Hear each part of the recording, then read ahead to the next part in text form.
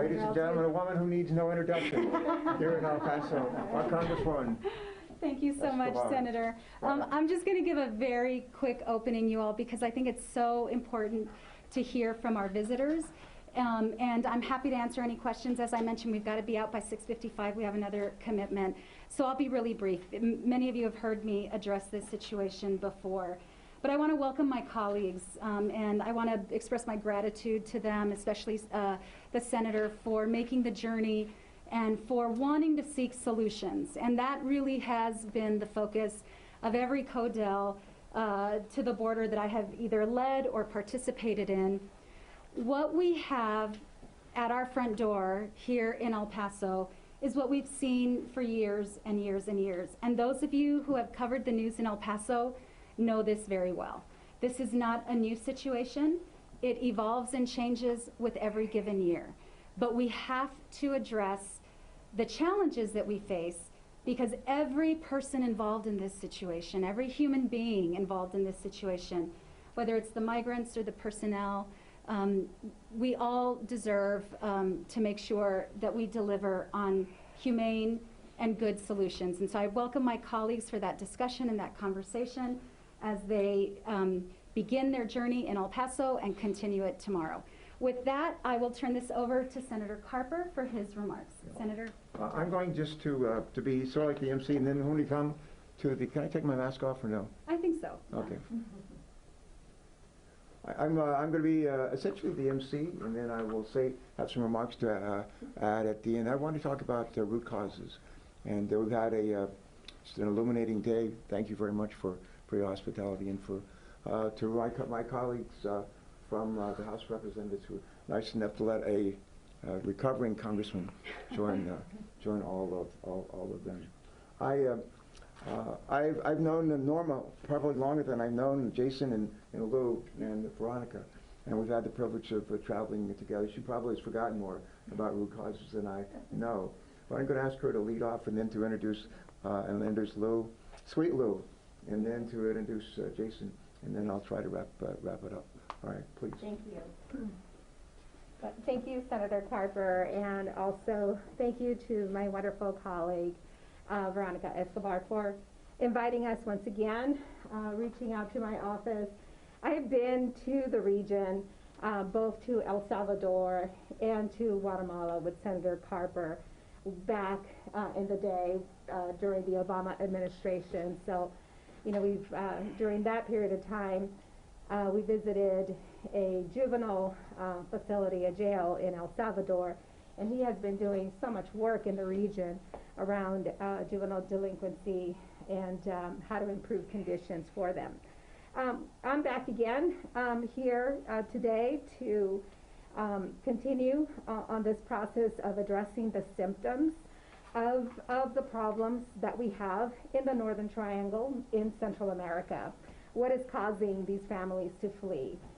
Number one, all of us know what has happened in Honduras with the President Hernandez, the case that just ended in New York, with the conviction and sentencing of President Hernandez's brother, Tony Hernandez, for narco trafficking. The list of corrupt elected officials that I have requested should be coming out this week. So there will be a lot more information coming forward to my colleagues on how to help address the root cause of migration. We're never going to alleviate the problem that we see at our southern border until we begin to see improved conditions, quality of life conditions in the Northern Triangle. Opportunities for education, opportunities for a future to build your own business in the region. And right now, that is not happening. That is what we're hearing from these young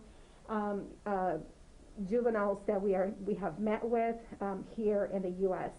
En español, soy la congresista Norma Torres. Estoy muy agradecida con mi colega Veronica Escobar y con el senador Carper. El senador y yo hemos viajado al Triángulo Norte, Guatemala y El Salvador ya por tiempo. Él es un experto también en el área porque ha hecho mucho trabajo. Así que la visita hoy para mí es continuar este proceso de cómo podemos mejorar las vidas de estos muchachos que están pidiendo auxilio, que están pidiendo una oportunidad para reunirse con su familia aquí, que están huyendo de condiciones horribles, muy serias en la región. Reconocemos que estos son los síntomas de los problemas que son creados por estos gobiernos en el Triángulo Norte. En Honduras tenemos un gobierno que es narcotráfico. En los otros dos países tenemos dos presidentes que están involucrados en ¿cómo se dice? Corrupción. En corrupción. Entonces, todos esos problemas que ellos están creando aquí no es una sorpresa para ninguno de nosotros porque estos muchachos están llegando. Quiero decir y recordarles a todos que el mejor recurso que tienen estos tres países son las vidas de estos jóvenes que nosotros estamos visitando aquí en la frontera, en estos lugares que hemos visitado. Vienen aquí a pedir una oportunidad para vivir un día más. Y con eso les presento mi colega Lou Correa, que representa un distrito en California. My colleague Lou Correa, who represents a district in California. Thank you very much, Norma. I'm Congressman Lou Correa. I represent Central Orange County, California, home to, all of you know, Disneyland. So today, it's a sad day, yet it's a balanced day because I, with Senator Carper, with Norma, have gone to the Triangle. I've been in a lot of these tours. And what I found today was a situation that's getting better. Better at the border. You don't see family separations. You see better conditions for the children. Yet, putting politics aside, let me say that we have not addressed the root cause of this issue. I was in the state Senate 10 years ago, and I did exactly what I did today in California 10 years ago. This issue has been going on for 20, 30 years. As a country, we know more about Afghanistan. As a nation, we know more about Iraq. As a nation, we know more about conflicts overseas. Yet we forgot about our own backyard. As a nation, 70 years ago, we created the Marshall Plan. As a nation, we rebuilt Germany, Japan. And as a nation, we've not even looked beyond our backyard. We built the wall and saying, this is going to take care of it. Today, I interviewed children in Spanish, in their own language, and I asked them, ¿Por qué vienen?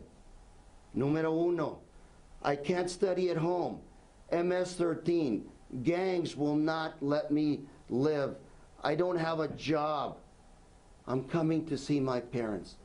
I'm looking for a better job. They're here to see relatives that have lived here for 20 years. So you could talk about the immigration issue, reforma migratoria. It's not reflecting the issues of Central America and the U.S. So again, today I walk away saying, for 20, 30 years, we've not addressed what Norma said are the root causes. And we could easily do that. President Biden is moving that direction. Few $1 billion of investment into Central America, but that's not enough. You have to have management to make sure that money, like Norma says, doesn't end up in a Swiss bank account. You got to make sure you have economic development, democratic institutions, and make sure that people have a future to think about, to look forward to while they live at home. Brevemente en español, estoy aquí con emociones mixtas. Me gusta que ya no separamos a los niños. Me gusta que ya se están tratando mejor. Pero estoy triste porque lo que vi hoy es lo que he visto hace 10 años. Lo que está pasando ahorita ha estado pasando por 30 a 40 años. Y lo hemos ignorado. No importa qué partidos son. El problema es que enfocamos más la atención en este país, en otros países, en Afganistán, en Irak. y se nos olvidó que tenemos problemas en Centroamérica. Se nos olvidó que nuestros vecinos tienen corrupción, no tienen trabajos, y así esperamos que no pase nada. Hace 10 años vimos los niños, hoy los vemos otra vez.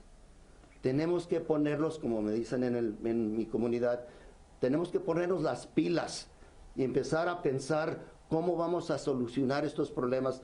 Y no nomás se trata de dinero, de billetes, tenemos que administrar, porque ya hemos visto que los presidentes de esos países no tienen la capacidad de administrarse. Hemos visto que hay mucha corrupción. Esto ya no es negocio de ellos, esto es nuestro negocio.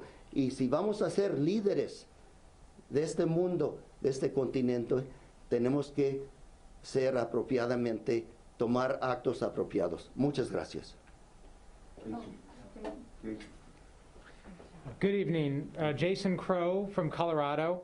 First of all, I want to thank Senator Carper for leading the delegation and bringing us here to have very difficult conversations about an issue that our country has faced for a long time. And again, to Veronica Escobar for hosting us and being just a wonderful host and helping shed additional light on this issue, since this is a community that I know has dealt with this issue for many, many years. I come here today as a father, somebody who spent time visiting children today, looking at those children through the eyes of as a father, and finding compassion that I think all of us as fellow humans should be able to find in our hearts as we look at the struggles of these families and these young kids searching for a better life. I also come here today as somebody that represents one of the most diverse districts in the nation, where nearly 20% of my constituents were born outside of the United States, and I have over 160 languages spoken in my community. And our community is an example of a place that when you do it right, when you embrace immigration, when you embrace refugees and those seeking to build a better life, you can have a stronger and more vibrant community because it is a source of great strength for us where I come from and where I represent, who we are, and the people that make up our community. We always talk about that as a source of strength. But we also know none of us are coming here wanting to continue to do the same thing over and over again. I didn't come to Congress to continue to do the same thing, to just keep the status quo going.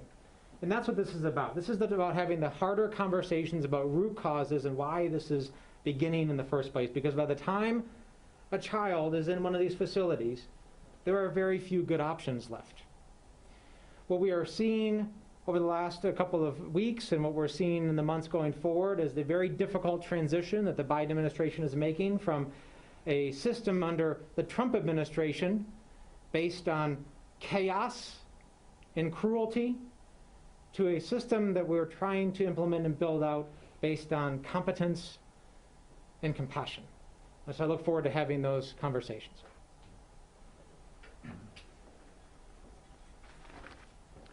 Thank you. Let me just tell you a couple of quick stories. I retired Navy captain, Vietnam veteran, last Vietnam veteran serving in the United States Senate, trained as a leader from a Boy Scout at about the age of 12. And I've always believed that the key element to change, getting the kind of change that we want and need is leadership. It's always leadership. It's always not 1, 2, and 3. And Joe Biden has, for years, sought to provide leadership in an almost failed country like Colombia, where about 20-some years ago, a bunch of gunmen rounded up the Supreme Court, as you may recall, took them all into a room and shot them to death. On the one hand, you had the narco drug lords. On the other hand, you had the leftist guerrillas trying to take down the government of Colombia.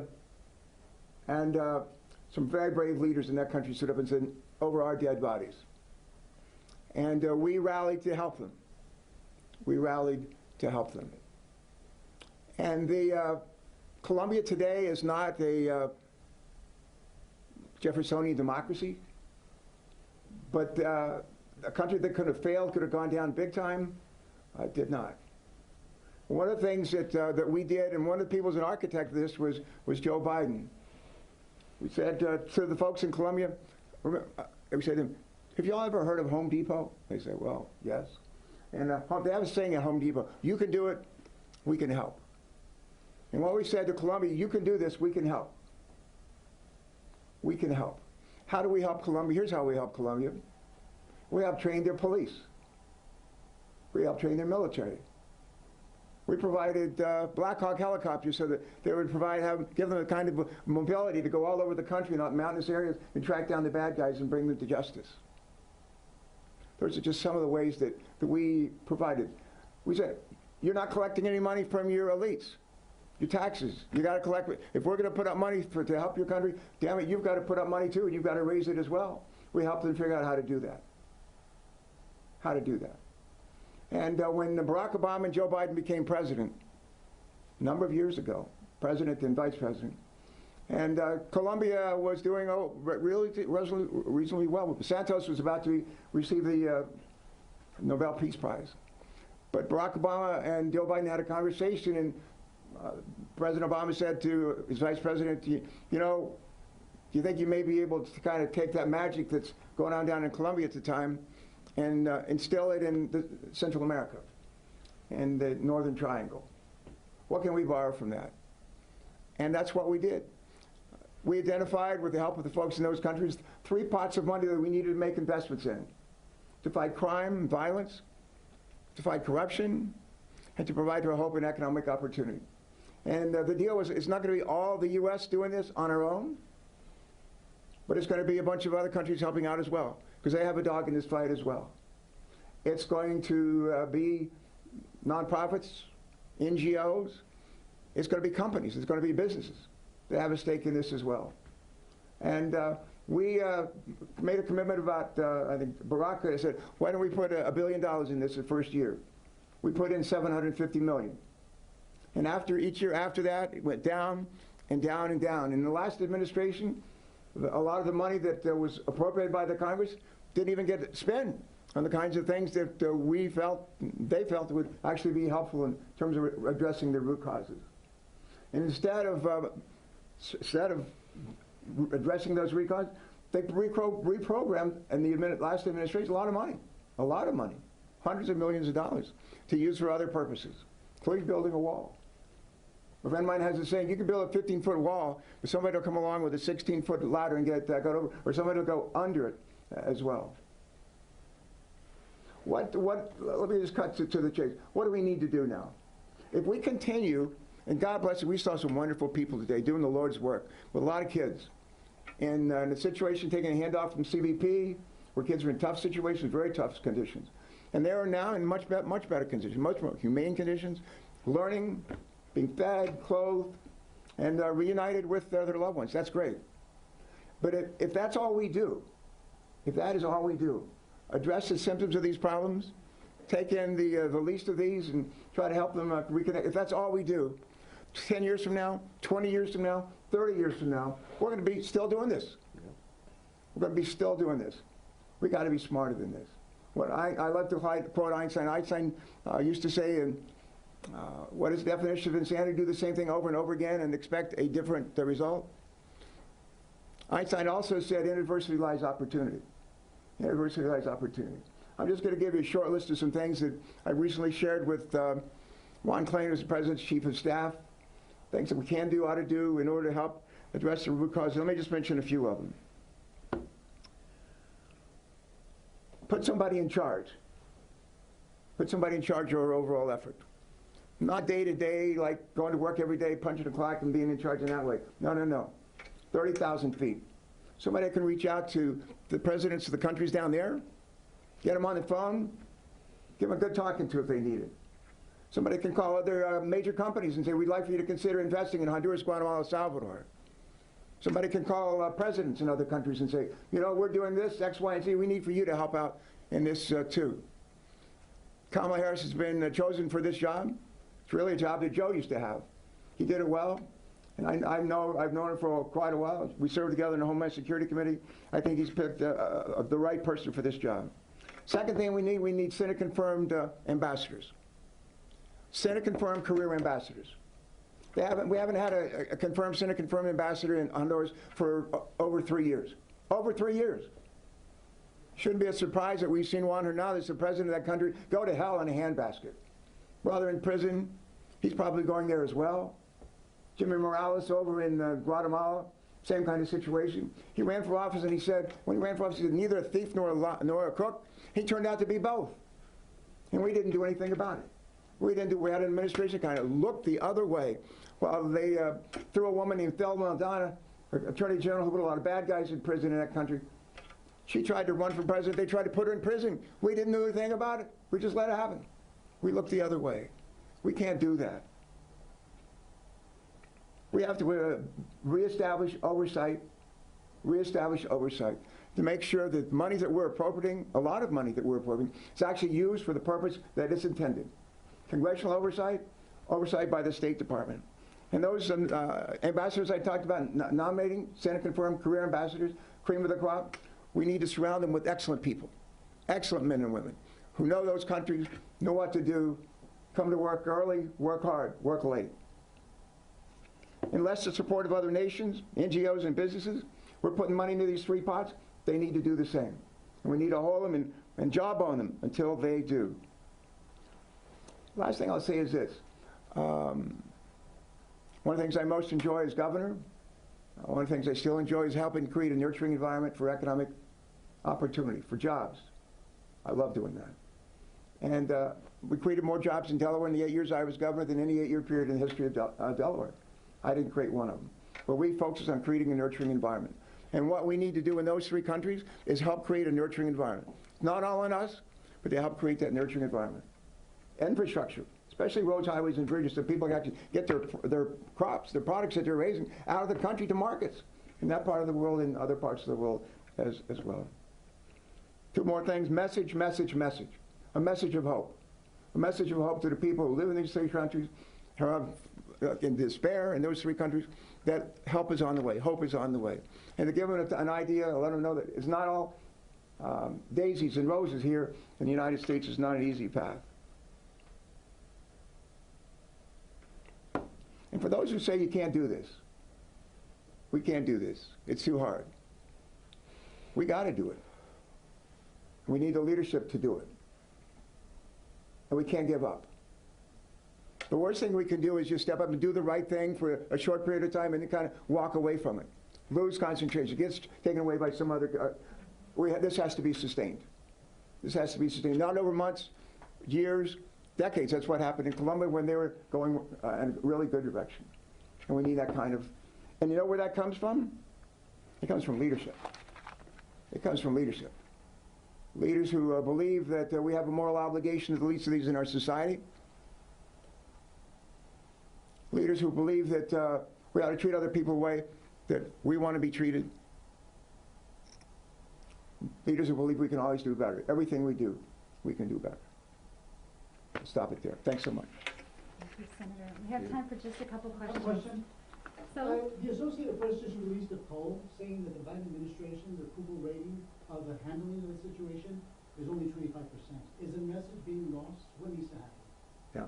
I just outlined, I think, a series of steps that we ought not just take, but actually amplify and make it clear and do them. Again, not just for weeks, not just for months, but for years. And the American people, a lot of people don't know what we're doing. A lot of people don't have any idea what the Alliance for Prosperity is and why it's relevant, why it's right. They don't know it's modeled after something that did work, Plan Colombia. We just have to explain it. And then we have to get some results. Yeah, number 7 of your list was message. Message. Do you think the message is being lost? Well, we've been focusing on COVID. The president's been focusing on. oh, Go ahead. The president has been focused on getting our economy running again. Get people vaccinated. He's been focusing on saving lives by ensuring that we have vaccines for every American who wants one. We've been focusing on ensuring that we have testing available. He's been in office for 2.5 months. We are building this infrastructure because there was no infrastructure left from the previous administration. It does not surprise me that the American people does not know about the work that we have been doing in the region. It does not surprise me because I have been standing alone for the last 4 years trying to hold those governments accountable, writing letters to the Trump administration, highlighting all of the issues that were happening there. It is not surprising that the people here don't know that we have 2 former attorney generals from Guatemala here as asylum seekers. Why? Because the strong man took over. Corruption took over in the region.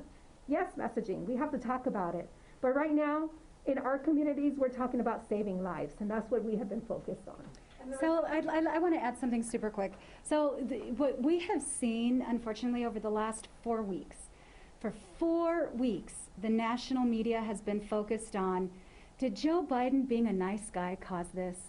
I have been urging the national media to help us focus on solutions. Just a week or 2 ago, we had 18 senators parachute into a border community in South Texas. I urged the media to ask them, what have they done to bring forward solutions? And so we are going to focus on solutions. That's what every CODEL that members of the Democratic Party are going to have in El Paso, whether hosted by me or whether hosted by a colleague. Our focus is going to be solutions. And I agree with Representative Torres. You know, the president has been in office for a very short period of time. He had no transition. The transition for President Biden was an insurrection, an attack against the United States of America.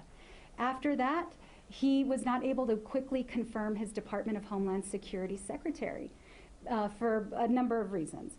But we are here now.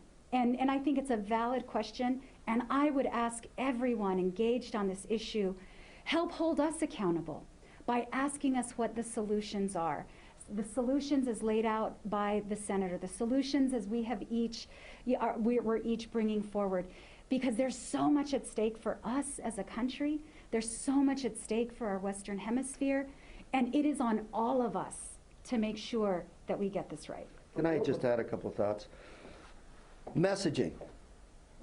You turn on the media right now, the news, and you think this has never happened before. It happened under President Trump. It happened 10 years ago.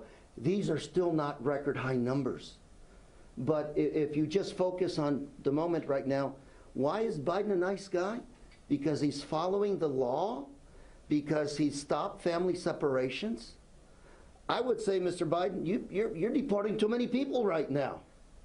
You're not reporting on that. Okay? That's not your message. But at the end of the day, myself as a legislator, I'm going to focus on the long-term solution. Senator Carper laid it out very well. Long-term solution beginning now. Thank you. And why is that more effective as opposed to what the Republicans say it's soft? Why is care and compassion not only better in your opinion, but more effective? Because it's the law. It's the United States law. It's international law. You don't separate children from their parents. That is unacceptable. We are doing things that are human, that are acceptable to our society, to Americans, and we are succeeding. But again, remember under President Trump, the attacks on the wall? Remember that? People trying to, have you seen that? So does that make President Trump a softie? Focus on the long-term solution. And I think just a very quick response to that as well. So we saw over 4 years cruelty as a deterrent. It didn't work. It in fact made us a less secure nation. It eroded our American values, and it created the kind of chaos that makes the challenge even more difficult to address immediately. And so an approach that is rooted in our values, that takes the long view as well as the short view, really is what all of us deserve. But going off of that idea of the long-term solution, Senator, as you said, you can't just treat the symptoms. You have to go outside of the United I think States. everybody in the room probably agrees with that. Right. But what we're hearing from Border Patrol is that the symptoms, to use your own analogy, are overwhelming right now. They need support now. They don't have enough manpower. They don't have enough resources. What do you recommend in the short term for them? What we have sought to do is provide a relief valve. As children show up, take it into custody. CBP, they're doing work. They're not trained to do this stuff. They don't want to do this. They want to be able to turn these kids over to the Department of Health and Human Services. where they can be treated by people who are trained to do this for a living. As it turns out, one of the things we actually learned out today was rather encouraging, was the ability of the Department of Health and Human Services through their own employees, through the folks, the entities that they're hiring, contractors, they're actually able to take the handoff of more folks from CBP more quickly than was the case a month ago or 2 months ago. We're actually making some progress here. And that's, for me, I think that's encouraging. But again, that's symptoms. That's symptoms of the problem. I don't know. I've been in 20 years in the Senate and governor and congressman and treasurer before that. There have been a lot of hearings. One hearing I will never forget. About 2 or 3 years ago, early in the Trump administration, and we had the only Roman Catholic priest I ever remember being a witness. I don't remember. There have been a lot of hearings. We all had a Roman Catholic priest as a witness. And I thought, what is he doing here? And you know what he told us this? He said, here's what is going on at the board. Here's what's happening. He said, think of a family in a house, their house, and the fire department, there's no fire in the house, the fire department comes to the house and starts a fire and leaves the house and locks the door behind them. And the priest said, this is what's going on. This is what this country is doing. We are complicit in the misery of these people down there, given our addiction to drugs. And we're not going to kick those addictions quickly. Drugs are trafficking through this part of the world.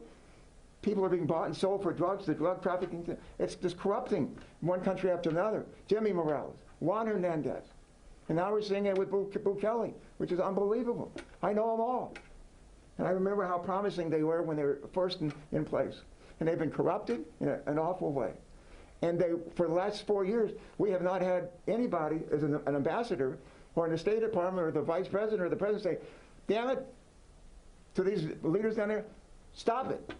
You got to stop. We're not going to tolerate this. And be strong and firm about it, and consistent day after day after day. That's what it's going to take. Leadership. Let me just tell you directly on your point, enough personnel, okay? This is not new. I said on Homeland Security, we've had hearings. How do you hire these officers? A lot of them can't pass the background checks. The issue of hiring people, we funded the positions, we're trying to fill them. I have one question. Do you guys plan to, ask the president or the vice president to come to the border themselves now? I have. And we've got to do this in Spanish. Your plan, Senator Norma, do you want to do it? Do you want me to do it? And then we've got to go. En español, el plan que nosotros todos apoyamos. Primeramente, necesitamos más embajadores. Por los pasados 3 años, muchos de estos países no han tenido embajadores para poder trabajar juntos en colaboración. Número 2, necesitamos invertir dinero, pero también necesitamos luchar contra y trabajar contra la corrupción. Vamos a necesitar un plan para eso. So let's see, you talked about ambassadors, about fighting corruption. We can't do it alone. We have NGOs. Tenemos que colaborar con otros países. No es solamente nuestra obligación. Tenemos que trabajar juntos con otros países. En el mismo modo que nos estamos involucrando en otros países lejos de nosotros, tenemos que trabajar con los países aquí que son nuestros vecinos y trabajar juntos. And what was the other thing, Norma? Home Depot. Shop at Home Depot. Oh, accountability. También tenemos que asegurar que la transparencia existe para nuestro plan. Y el senador nos dio el ejemplo de Colombia, donde nosotros trabajar con ellos es algo que sí se puede hacer y nosotros podemos ayudar. You all, thank you so much. Can you confirm a federal grant, the $1.8 billion federal grant to house migrants and families in hotels? I don't know how much it is, but the federal government is finally taking on the responsibility that local communities have taken on for decades. In recent months, we've housed a lot of our National Guard men and women in Washington in hotels, and one of the reasons why is the hotels were empty, and the folks on the hotels were happy to have some income. Thank Thanks, you all everybody. so much.